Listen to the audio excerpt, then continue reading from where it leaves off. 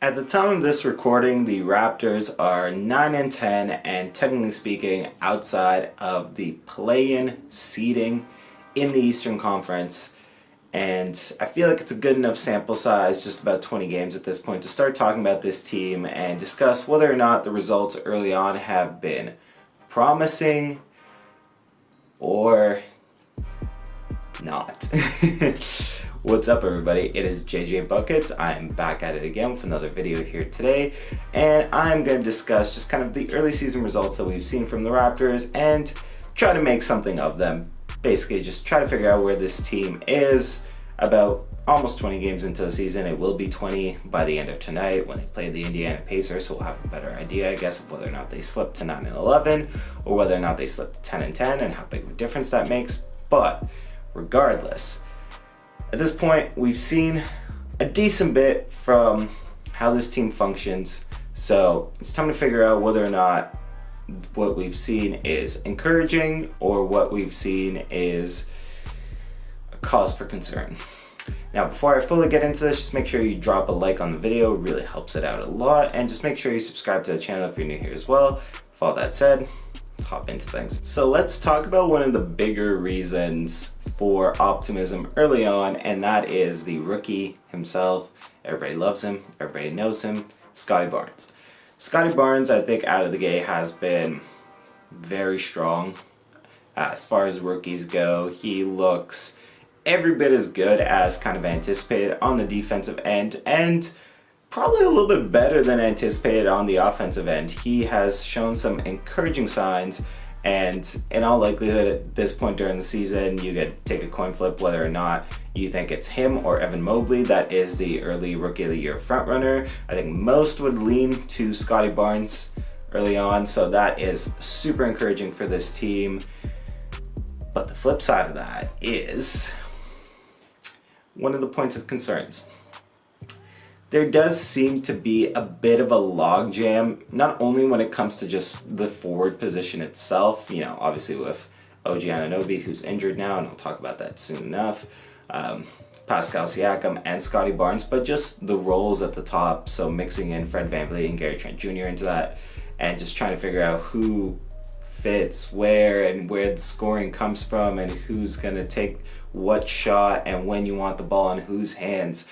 And to some extent, I think that's actually holding Scotty Barnes back, especially with the return of Pascal Siakam.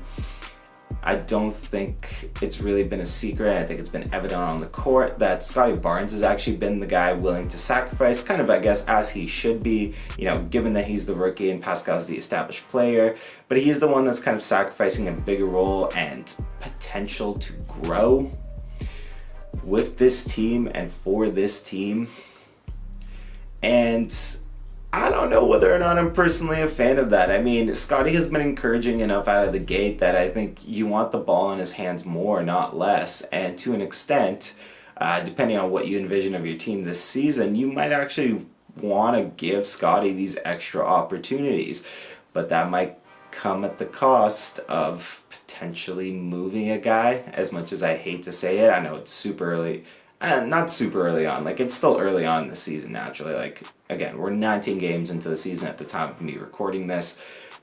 But if you really feel like you are all in on Scotty Barnes and the Scotty Barnes experience and his development and everything, having guys stand in the way of that, potentially in terms of roles, might at least get you thinking about whether or not, you know, a trade could be something that could be beneficial to your team. Speaking of things that have been encouraging and players that have been encouraging, Gary Trent Jr. out of the gate looks good, right? He looks much improved.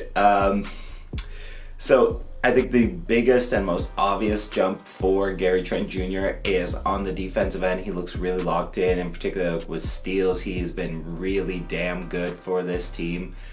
And it's given a lot of hope that he can be, I think, the long-term solution at that shooting guard position, like if he's playing as well. And a lot of his like defensive attributes have contributed, you know, to things like the Raptors overall are #1 in steals in the NBA. But that actually hasn't kind of resulted in some of the things that you would anticipate in terms of, say, the Raptors having a push the pace offense, getting all these steals and kind of getting a lot of easy buckets, their pace actually ranks towards the bottom of the league. And in spite of that, the Raptors offense is still pretty damn good. They're actually tied for 7th at the time of this recording in terms of offensive rating. But the flip side of that, I guess kind of surprisingly, because most Raptors fans would have anticipated it be the other way around, is the defense is actually the one that doesn't look that great in terms of defensive rating. They're once again like ranking towards the bottom of the league, and it's, I guess, makes you question things where it felt like there was a clear identity with what this team was going to be in terms of obviously their offensive and defensive potential. And early on, it doesn't seem like they're fitting the billing on that.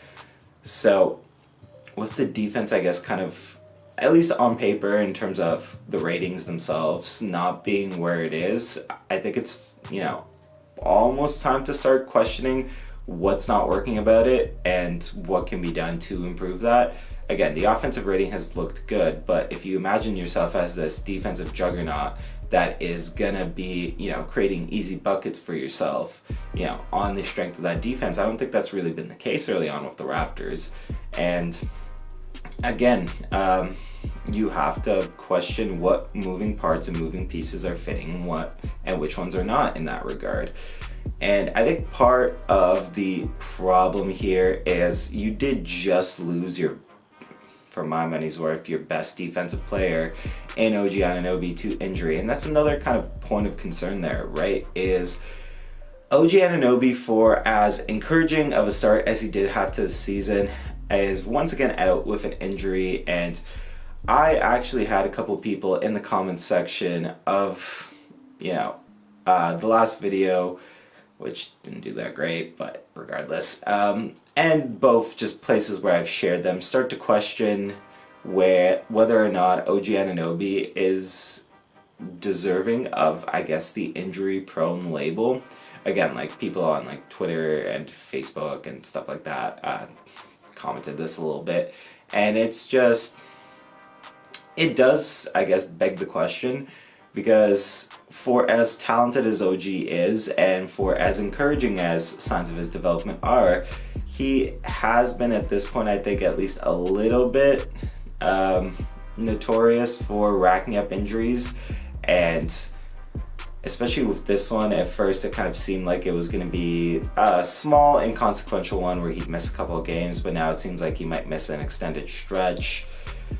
Obviously, we'll still see what the actual result is there of how long he misses time, but depending on whether or not he's, keeps racking up these injuries, that's something you have to keep in mind for your team, right? Like I talked about it in the last video when talking about OG's injuries. One of the tough things about this situation is you're a young team that's trying to figure out everybody's roles, where everybody's going to fit into the offense, how to best serve your team in terms of making them a winning team. And if guys are coming in and out of the lineup constantly, like, it is so hard to do that and develop that.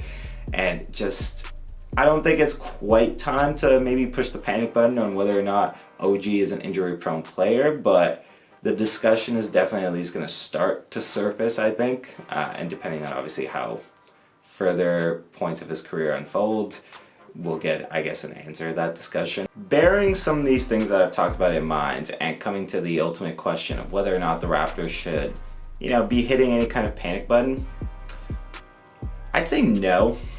Like, I understand that 9-10 could be 10-10 by the end of the night isn't the most enticing record in the world, but considering what this team is, which is a young team trying to figure out its identity and trying to figure out how the moving pieces are going to come together, I think things have actually been pretty encouraging for this team, especially when you consider at the end of the day, and this is the big one for me personally at least, the overall net rating of this team is still a positive. They are I think it was like 16th in the league for net rating, and mind you, like, it's not a huge number, like I think it's literally like 0.6 of a positive net rating, but it's still a positive net rating.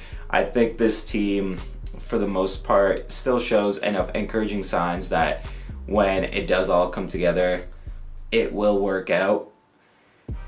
But should it not?